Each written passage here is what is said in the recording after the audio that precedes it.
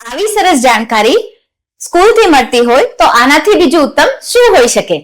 બા આપણા ઘરમાં સૌથી મનગમતી વ્યક્તિ છે અને એના જમાનામાં શું થતું હતું, એ જમાનામાં શું એ લોકો વાપરતા હતા પીરિયડ્સ માટે, એ વિશે આપણે ચર્ચા કરીએ.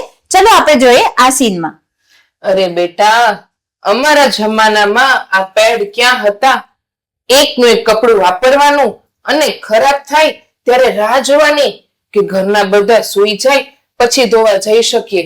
અને એ સુકાવા મૂક્યું હોય એટલી શરમ આવે. તમારે તો બહુ સારી સગવડ છે. પેડ ખરાબ થાય એટલે ફેંકી દેવાનું, ન ધોવાનો પ્રશ્ન ન સુકાવાની મૂંઝવણ.